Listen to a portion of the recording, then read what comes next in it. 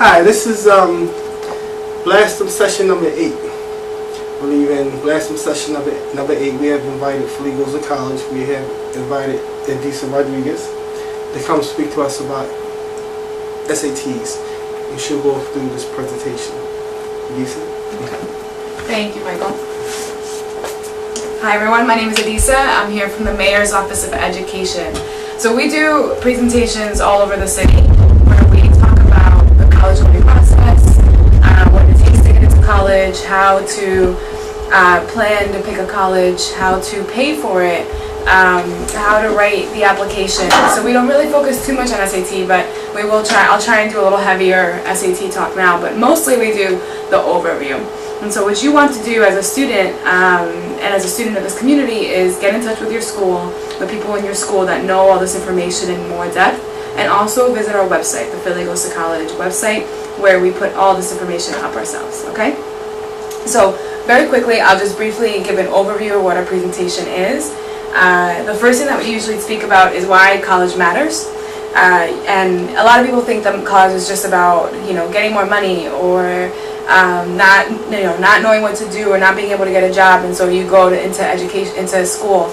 But really, college is a lot more than that. It's about a lifestyle. It's about making more friends. It's about having fun. It's about educating your mind and making sure that you are challenging yourself, and that you're working towards your best and greatest potential. Okay, and then also there are things, obviously that job and career thing does happen. It does matter a lot, and that's a great way for you to go ahead and advance yourself and get a great job, get a great career, and that gives you power so that you can decide what you want to do. And so no one else can tell you that you have to get this job. You can pick your jobs, you can pick what you want to do with your life, and education gives you that power. Okay. So very quickly, I'm just going to go over the top 4 things that I tell students to think about when they're trying to prepare for the college process. So if you're a 9th grader, if you're a 10th grader, if you're an 11th grader, all this stuff matters to you. And even if you're younger than that, now if you read this, you can think about, even if you're in middle school, you're younger than that, think about the fact that these are the 4 top things that you have to worry about in order to be prepared to apply for college or see. Some are academic, college preparation and research, and connecting with your teachers and counselors. So that is the obvious one. It's sort of the big one, the one that you sort of pick, and you're like, oh, not to do clearly more in for the college process, and to make sure that you're on track. You have to make sure that grades are on your best. You that getting off, but lower, then you work towards that. All right. Am I not in the camera anymore? Working is fine. Okay, right here. Yeah, that's fine. Okay. In order to do that, you also should take really challenging classes. So schools look at more than just your grades. They also look at the classes that you take.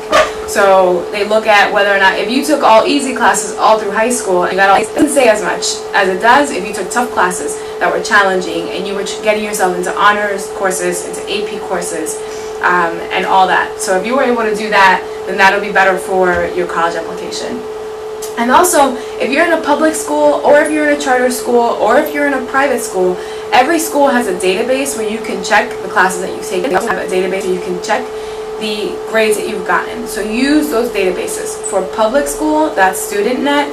I hope that you've heard of it if you go to public school, and that you're using it, because it has all this information and stuff that I wish that I'd had when I was in high school. Okay? For extracurricular activities, that's the second thing for college is to do extracurricular activities. You want to get involved. You want to make sure that you are involved, and that you just have fun with it. When I was in high school, I did a dance group. I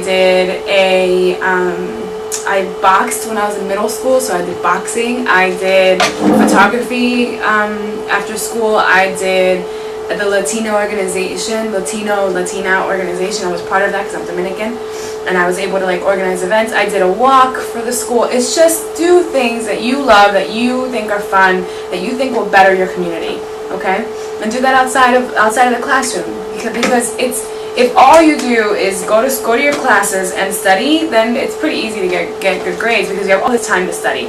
But if you're a well-rounded individual, and that's what you want to be for the college application, then you're doing everything from getting good grades to having a job to being involved in school, okay? And even athletics, even being an athlete and doing the best that you can as an athlete, okay?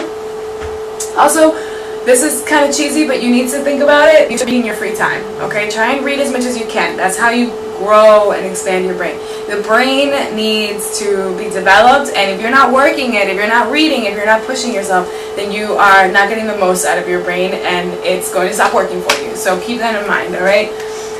And use your summer breaks wisely. So, you know, if the summer comes, don't think that that's just a time to sit back and relax. Take a couple weeks off, but then you should be going to camp, going to work, if you can work, going to your church and your local community center and asking them, what do you guys need? Can I help? This is what I want to do, okay? The third most important thing, and all these are very, very important, so I'm not really saying them in any order, they all matter for the college application process, but the third thing is the college preparation and research. So that includes the SAT, because that's the number one, that's one of the top things that they're going to look at.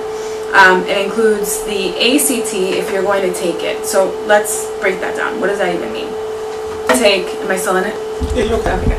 You can take the SAT or the ACT. And the SAT, and they're both the exams that the schools are going to look at. And the reason why we have this exam, or, you know, we have schools, you look at this exam, is because every student is different, right? Every school is different, every community is different. So what they like to do is to say, okay, everyone does one test that we can see, compare compare a person from Philadelphia to a person from California, you know? And so they're like, we're all gonna take the same test, and let's see how we can gauge you guys and where you are in your abilities through this test. Now, the SAT is more of a logic test. It's like a puzzle, okay?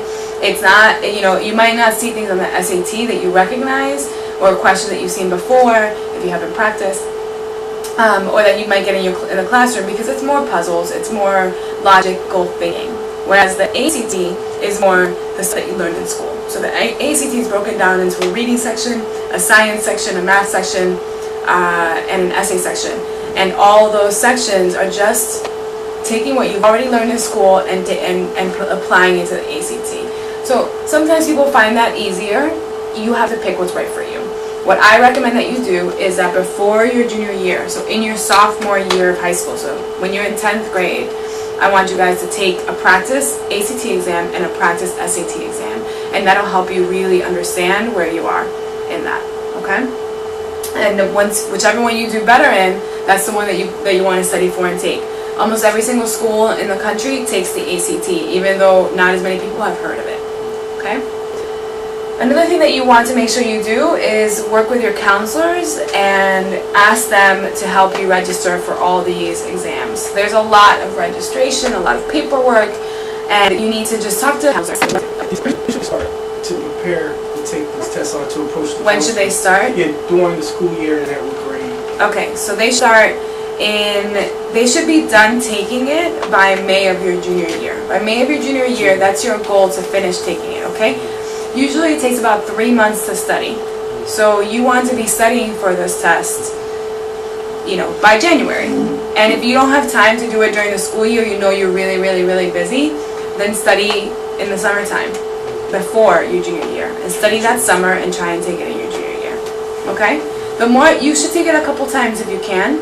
Some people take it twice. I only took it once. You don't have to take it twice, but it does help to take it a couple of times. Does that answer your question? Yes. Great, good.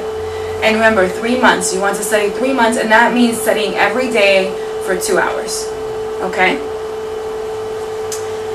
And if your school offers free SAT and ACT classes, take advantage of those. Okay? Not every school does, and if yours does, then you're very lucky. And if that's not the case, if your school doesn't offer SAT courses, then you can go to the library, find out from the library what they offer. Sometimes they'll have classes for free. Or your local library might have books that you can take out and use those books to study, okay? It really is just about practicing the questions, okay? All this stuff that's in those exams you already know, so it's just about practicing the questions and knowing how they're going to ask you so that you're not surprised when you take the tests, okay?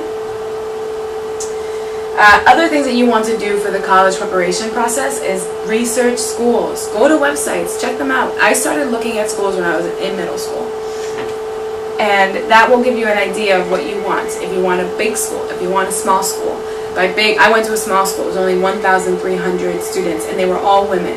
So I went to an all-women's small college.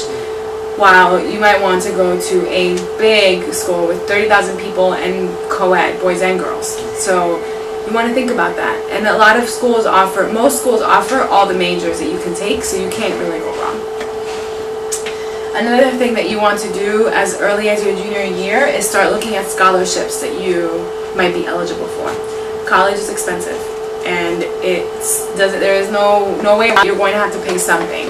So if that's the case, then you need to start looking for scholarships in order to be able to cover that. I was able to cover all of my schooling with scholarships. Wow. So if I could do that, then you guys can do it. And start your personal resume. So you should have a resume where you start, even if it doesn't look good, just have a list of all the stuff that you're doing, because it'll keep you on track so that you can always be involved and have a list going. And then when you apply to school in your senior year, you'd already have that list ready.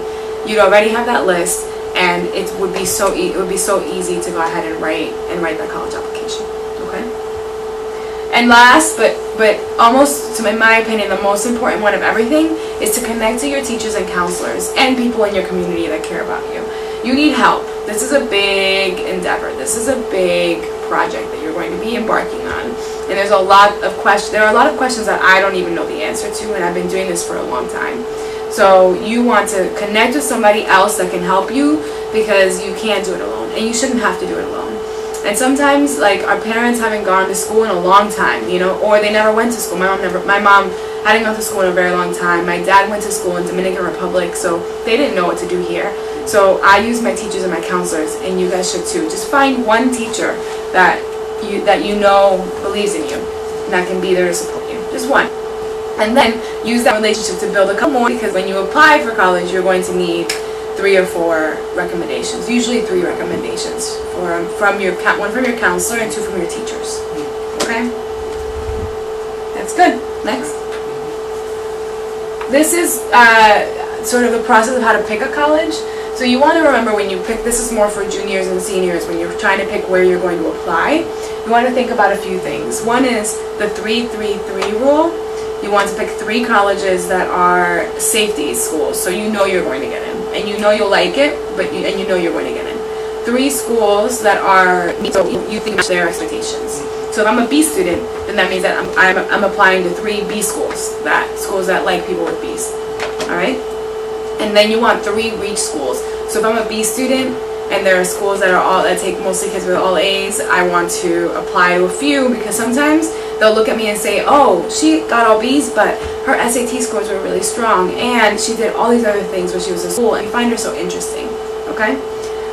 The other thing that you want to think about is the degree, the type of degree that you want to get, whether or not you want a 2-year degree that then you take on to do a 4-year degree with, or if you want to just jump right into the 4-year degree. The advantage of doing a 2-year degree is that it's cheaper. So you do, 2 years at a much cheaper price, and then the last 2 years at the 4-year price. Or you can jump right into the 4-year school, and then you don't have to transfer. You're in your program. It is more expensive though.